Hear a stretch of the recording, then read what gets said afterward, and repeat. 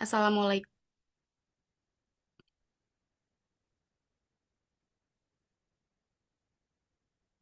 Assalamualaikum warahmatullahi wabarakatuh.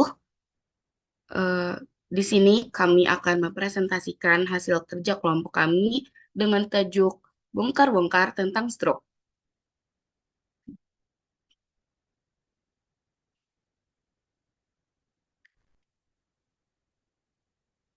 Kami beranggotakan 4 orang. Saya anggota pertama yaitu Zikro Mulia Sapitri. Saya Fadila Nur Istiqomah. Saya Putri Duyanti. Dan saya Eva Meilia Azmi. Langsung saja ke materi. Yang pertama akan dibacakan oleh rekan saya, Kak Eva. Untuk Kak Eva, saya persilahkan. Baik, di sini pertama latar belakang. Jadi stroke itu merupakan salah satu penyebab kematian dan kecacatan neurologis yang utama di Indonesia. Sebagian besar kejadian stroke ini merupakan stroke non-hemoragik. Di Indonesia, hasil Disbesdas tahun 2007 menunjukkan bahwa prevalensi stroke adalah 8 per 1.000 penduduk dan prevalensi di Kota Bogor sekitar 1,1% atau 11 penduduk per 1.000. Jadi stroke ini merupakan penyebab kematian terbanyak pada kelompok usia yang di atas 5 tahun di perkotaan itu sebanyak 19,4% dan di pedesaan sebanyak 16,1%.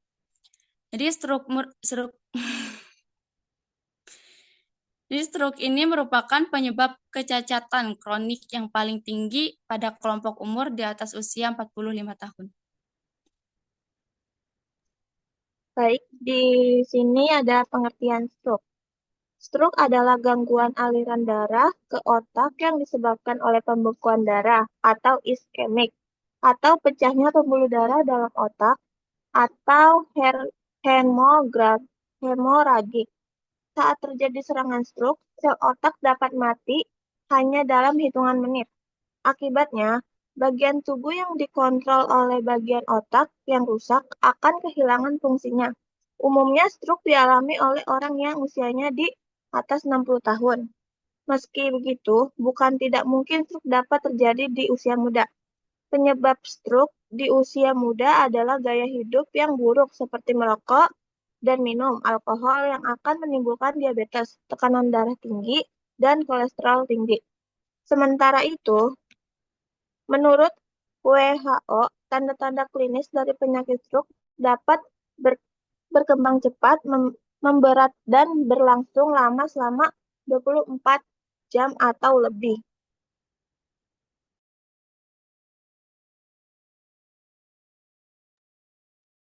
Nah, selanjutnya ada mekanisme.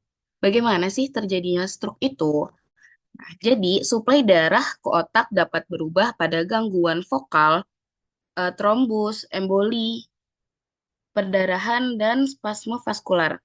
Atau oleh karena gangguan umum, hipoksia karena gangguan paru dan jantung, lalu ada arteriosklerosis, sering atau cenderung sebagai faktor penting terhadap otak.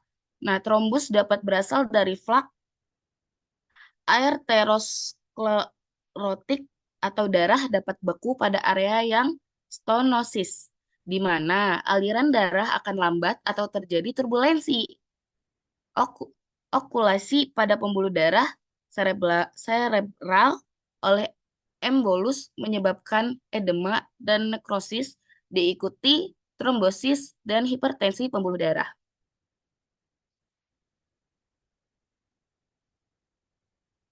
Nah, pendarahan intraserebral yang sangat luas akan menyebabkan kematian dibandingkan dari keseluruhan penyakit cerebravaskuler.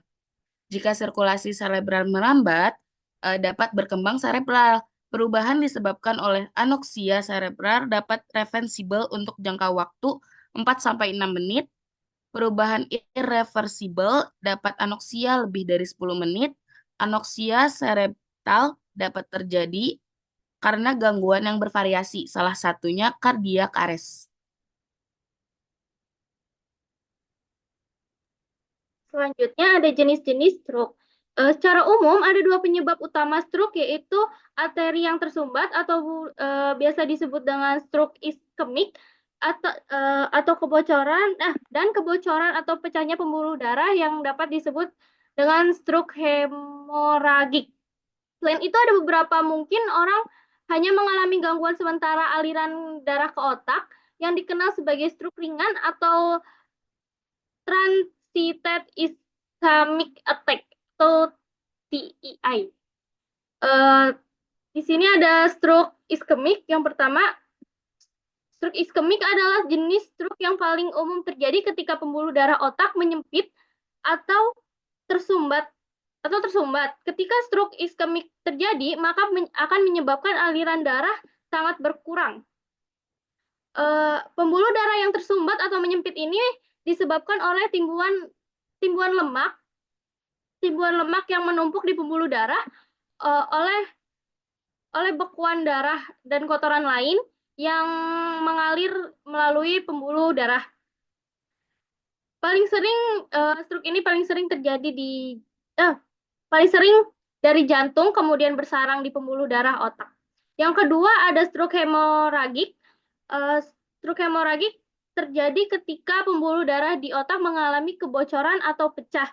Pendarahan di otak dapat terjadi apabila banyak kondisi yang mempengaruhi pembuluh darah. Lalu yang ketiga itu ada stroke ringan atau transient ischemic attack. Transient ischemic attack ini kadang-kadang dikenal sebagai mini stroke atau stroke ringan yang memiliki periode gejala sementara yang mirip dengan stroke. Namun stroke ringan ini tuh tidak menyebabkan kerusakan yang permanen.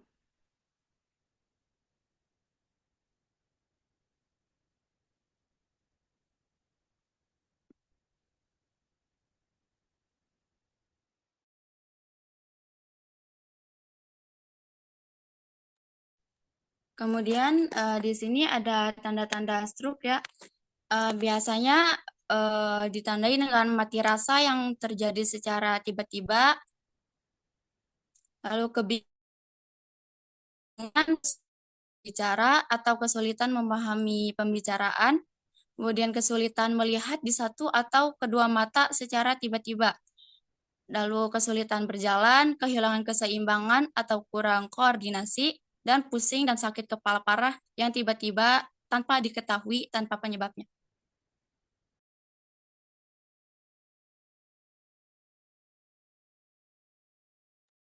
Di sini ada gejala stroke, yaitu muka, lengan, dan cara bicara. Muka atau wajah mungkin jatuh di satu sisi. Orang tersebut mungkin tidak dapat tersenyum, atau mulut matanya mungkin terkulai. Arms atau lengan. Orang yang diduga terkena stroke mungkin tidak dapat mengangkat kedua lengan dan menahannya.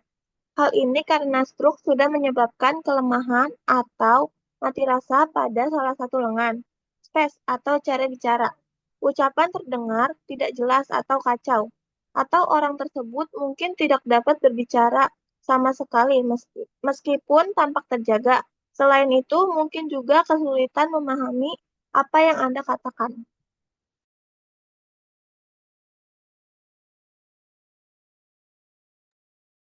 Nah, lalu bagaimana sih cara pengobatannya? Perawatan itu tergantung pada jenis struknya, termasuk bagian otak mana yang terpengaruhi dan penyebabnya. Biasanya, stroke akan diobati dengan obat-obatan, terutama obat golongan antiplatelet, obat anti-koagulan, obat kolesterol, atau obat antihipertensi. Dalam beberapa kasus, prosedur mungkin diperlakukan untuk menghilangkan bekuan darah. Tak jarang pasien stroke melakukan pembedahan untuk mengobati pembengkakan otak dan mengurangi resiko pendarahan lebih lanjut. Pastikan untuk selalu memeriksakan diri ke dokter apabila menemukan salah satu atau beberapa gejalanya. Selanjutnya ada cara mencegah stroke.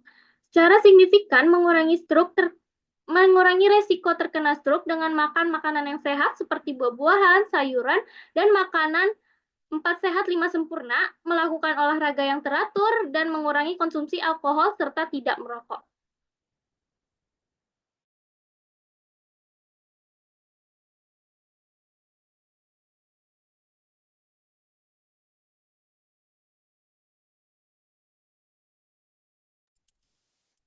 Jadi kesimpulannya, stroke ini merupakan gangguan fungsi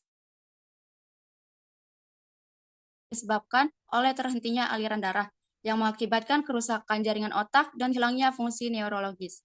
Terdapat dua jenis stroke, yaitu yang utama stroke iskemik, akibatnya dari penyumbatan pembuluh darah, dan stroke hemoragik yang diakibatkan pendarahan.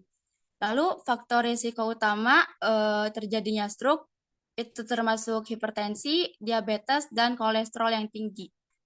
Gejala terjadinya stroke itu dapat mencakup kelemahan fisik, kesulitan berbicara, dan kehilangan keseimbangan. Lalu untuk penanganan melibatkan intervensi medis dan rehabilitasi untuk memulihkan fungsi pasien dan mencegah komplikasi lebih lanjut.